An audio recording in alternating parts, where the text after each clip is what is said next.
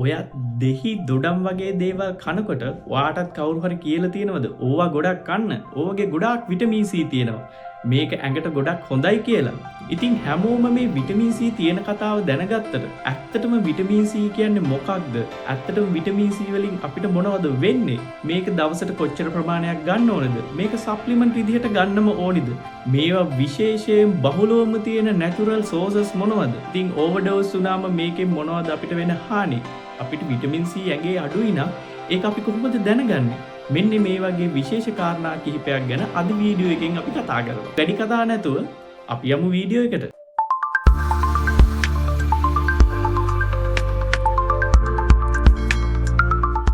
අපි මුලින්ම බලමු විටමින් C එහෙමත් නැත්නම් ඇස්කෝබික් ඇසිඩ් කියන්නේ මොකක්ද කියලා. ඉතින් මේ විටමින් එක විශේෂිත වෙනවා මොකද අනිත් විටමින්ස් වගේ අපිට මේක ශරීරයෙන් නිෂ්පාදනය කරගන්න බෑ. ඒ වගේම තමයි අනිත් විටමින් වගේ මේවා ශරීරයේ ගබඩා කරලා තියාගන්නත් බෑ. ඉතින් අපිට සිද්ධ වෙනවා මේ විටමින් එක දිනපතා යම්කිසි ක්‍රමයකින් අපේ ශරීරයට ලබා ගන්න.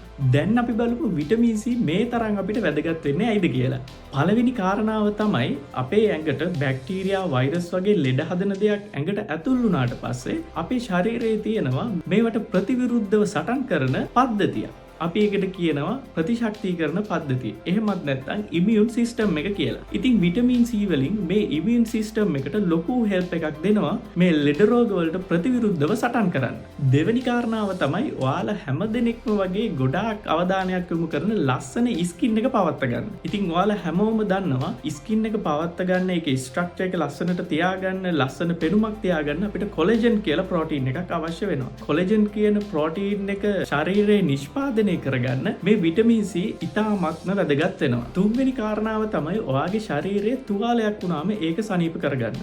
ඉතින් මේ විටමින් C වලින් ඒකට ලොකු සපෝට් එකක් වාට දෙනවා. ඒ වගේම තමයි ඔයාගේ ශරීරයේ යකඩ අවශෝෂණයටත් මේ විටමින් C කියන විටමින් එක අවශ්‍ය වෙනවා. ඉතින් ඔයාගේ ශරීරයේ හිමෝග්ලොබින් අඩුවීම මගහැරවා ගන්නත් විටමින් C ගොඩක් වාට වැදගත් වෙනවා. අපි දැන් බලමු විටමින් C බහුල වශයෙන් පවතින කෑම වර්ග මොනවද කියලා. අඹ, ගස් ලබු, කිවි, දොඩම්, ලෙමන් මේ වගේ පළතුරු වර්ගත්, බ්‍රොකොලි, බෙල් පේපර් වගේ එළවලු වර්ගවලත් බහුල වශයෙන්ම විටමින් C තියෙනවා. ඔයා මේ කෑම වර්ග බහුලවම ආහාරයට ගන්නවා නම් සප්ලිමන්ට් එකක් විදිහට පිටින් ගැනීම අත්‍යවශ්‍ය වෙන්නේ නැහැ. තව කාරණාවක් තමයි ඔයා දන්නවද සාමාන්‍ය දොඩම් ගෙඩියකින් ඔයාගේ දවසට අවශ්‍ය කරන විටමින් C 70ක් 80ක් වගේ ප්‍රමාණයක් ලබා දෙනවා. තවත් හුඟ දෙනෙක්ට තියෙන ප්‍රශ්නයක් තමයි අපිට ඇත්තටම විටමින් C කොච්චර ප්‍රමාණයක් දවසට ඕනි කරනවද කියන එක. වැඩිහිටි පිරිමි නිරෝගී පුද්ගලයෙකුට නම් දවසට මිලිග්‍රෑම් 90ක ප්‍රමාණයකුත්, වැඩිහිටි ගැහැණු කෙනෙක් නම් මිලිග්‍රෑම් 75ක පමණ ප්‍රමාණයකුත් අවශ්‍ය වෙනවා. විටමින් C කියන්නේ රස්නයට විනාශ වෙන දෙයක්. ඉතින් ඔයා අනිවාර්යයෙන්ම එළවලු ඕනෑමට වඩා තම්බන්න යන්න එපා. මොකද රස්නය මගින් ඒකේ තියෙන ගුණ හානි වෙන්න පුළුවන්. ඉතින් දැන් බලමු විටමින් C අඩු වුණොත් සහ වැඩි වුණොත් මොකද වෙන්නේ කියලා.